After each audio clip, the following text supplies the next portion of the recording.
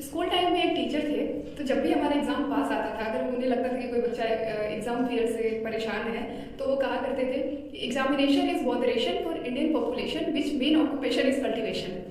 तब के तो बॉदरेशन का अलग रीजन था कि कितने मार्क्स आएंगे, सिलेबस कंप्लीट नहीं है, पढ़ा नहीं है, फेल हो जाएंगे या पास हो जाएंगे, क्या होगा, घर पे डांट मिलेगी, ये सारे रीजंस थे। अभी के बॉदरेशन के रीजंस पता है क्या है? किसके पास कितना ज़्यादा पैसा है, कोई वैकेंसी आई, कौन कितना ज़्यादा पैसा देके एक सीट खरीद लेगा। आपको ये वन टाइम पेमेंट करना है, उसके बाद लाइफ टाइम आपकी अर्निंग रहेगी। आपके बाद भी अगर आपको आपके लाइफ टाइम में कभी कुछ हो जाता है अनफॉर्चुनेटली, तो फिर आपकी फैमिली को भी कोई विशेष प्रॉब्लम नहीं होगी। आपके जाने के दुख के अलावा कभी फाइनेंशियल प्रॉब्लम नहीं होगी, इतनी सिक्योरिटी है गवर्नमेंट जॉब्स में। और यही रीज़न है कि भारत में गवर्नमेंट जॉब्स का अलग क्रेज है। स्किल डेवलपमेंट कोई नहीं है। अब आपके अंदर टैलेंट है कि नहीं, कोई कुछ मैटर नहीं करता है। आपके पास पैसा है, आप जाइए, बिहार में एएडीओ का पेपर हुआ, 30 लाख में एक सीट्स बिकी, सॉल्वर गैंग्स पकड़े गए, पेपर लीक हुआ, एग्जाम कैंसिल हो गया। अभी हाल फिलहाल में यूजी नीट का आप देख ही रहे होंगे, जो पेपर हुआ उसकी क्या स्थिति है। और वो पहला पेपर तो लीक हुआ, वो हुआ, जो री एग्जाम होना है उसकी भी लीक होने की खबरें चलने लगी थी। यूपी कांस्टेबल 2024 लीक, मैं कुछ डेटा है, मैं उनको पढ़ के बताती हूँ।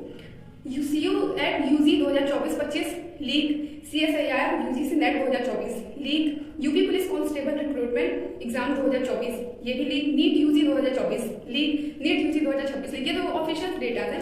मैं कुछ और एग्जाम्स की बात करती हूँ। यूपी पुलिस एसआई की वैकेंसी आई थी 4543 वैकेंसी, 14 और 15 मार्च को एग्जाम हुआ। रॉ मार्क्स पता नहीं, नॉर्मलाइजेशन का पैटर्न पता नहीं। बच्चे जब रिजल्ट आपका आ ही गया है तो रॉ मार्क्स भी वो जो आयोग है वो रिलीज नहीं कर रहा है। और पता नहीं क्यों नहीं कर रहा है, उनको क्या समस्या है रिलीज करने में, ये तो मेरे भी समझ में नहीं आ रहा है।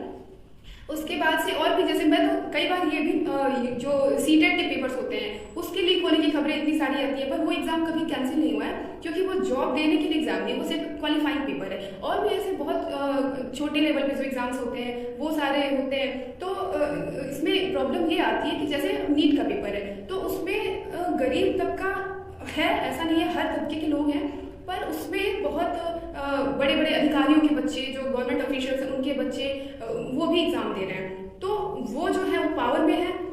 पर जो छोटे स्तर के एग्जाम्स हैं उनको लेके आप क्या कहेंगे? उनके लिए तो वो कुछ तो पता चलता है, कुछ तो पता नहीं चलता है। मुझे लगता है कि कोई ऐसा एग्जाम नहीं भारत में जो लीक ना होता हो। पेपर कहीं ना कहीं से लीक हो ही जाता है, बहुत बड़े स्तर पे ना बिके, छोटे स्तर पे बिकता है, 8-10 लोगों को में बिक जाता होगा, पर बिकता तो जरूर है। कोई ऐसा पेपर नहीं है जो लीक नहीं होता है। पर जो ऑफिशियली ये एक्सेप्टेड है कि हाँ ये पेपर लीक हो चुका है, कम से कम उस पर तो कार्रवाई करिए, उसके लिए तो लेके अलर्ट होइए। जब नीट 2024 में लीक हुआ था उसके बाद से ये सबको पता है कि सिस्टम की खराबी है, सिस्टम में दिमाग लग चुका है, तो आप उसका कुछ ट्रीटमेंट करिए ना। अब ऐसे कैसे हो गया कि जो सेंट्रल लेवल पे एग्जाम हो रहा है और वो 2025 में नहीं आया, बाहर नहीं आई चीजें, हो सकता है कि वो भी लीक हुआ हो, कुछ कहा नहीं जा सकता है। 2026 में फिर से हो गया। आपका अलर्ट मोड कहाँ है? कब कब आप अलर्ट होंगे? और गवर्नमेंट से मैं ये पूछना चाहती हूँ कि जिनके पास इतना पैसा है कि वो एक सरकारी नौकरी के लिए 30 लाख 40 लाख दे सकते हैं, वो तो सम हाउ सर्वाइव कर लेंगे। पर जो गरीब तबका है, जो लोग जमीन बेच के, लोन लेके, गहने बेच के और तब अपने बच्चों की तैयारी करा रहे हैं, उनका क्या होगा? उनके पास तो ना उतना पैसा है, प्लस जो है वो भी उन्होंने उनके फ्यूचर बनाने में इन्वेस्ट कर दिया है। और जब उनका फ्यूचर ही नहीं बनेगा तो वो कहाँ जाएंगे? और फिर आप कहते हैं कि भारत गरीबी से उभर रहा है। भारत गरीबी से उभर नहीं रहा है, भारत और गरीब होता जा रहा है। क्योंकि अब पैसे की गरीबी को तो साइड रखिए, आपकी मानसिकता गरीब होती जा रही है। तो मेरी यही रिक्वेस्ट है कि प्लीज जरा जो बहुत बड़े लोग हैं, पावरफुल लोग हैं, वो तो अपना जैसे तैसे गुजारा कर लेंगे। जो मध्यम वर्ग है, जो उनसे नीचे वाले तबके में है, कम से कम उनके बारे में सोचिए। और ये जो पेपर लीक है, ये है वो है, तो आप सिर्फ कॉन्स्टिट्यूशन जब बना तो इसलिए बातें नहीं हुए थे कि फ्री एंड फेयर इलेक्शन कराएं। आपकी रिस्पॉन्सिबिलिटी है कि फ्री एंड फेयर एग्जाम भी कराएं। आपके इलेक्शन में तो फिर भी कंपटीशन वो नहीं होता है जो हमारे गवर्नमेंट एग्जाम्स में होता है। वहां पे, यहाँ गवर्नमेंट एग्जाम्स में तो एक सीट पे 4-4 सब बच्चों की लड़ाई होती है। तो आप उनका सोचिए ना, वहां ज्यादा फेयरनेस की जरूरत है।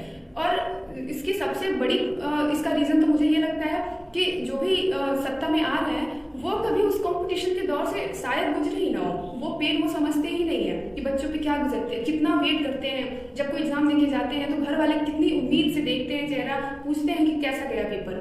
शायद इस बार कहीं नौकरी लग जाए, शायद इस बार कहीं नौकरी। हर आदमी बिजनेस नहीं कर सकता है, हर इंसान उसके पास इतनी ज़मीनें नहीं है कि वो खेती करके और अपना काम चला सकता है। हर इंसान चाय नहीं बेच सकता है, हर इंसान पकौड़े नहीं तल सकता है। और अगर हर इंसान वही करने लगेगा तो फिर आपका देश चलेगा कैसे? कैसे डॉक्टर्स बनेंगे, कैसे इंजीनियर्स बनेंगे, कैसे टीचर्स बनेंगे, एजुकेशन सिस्टम का क्या होगा?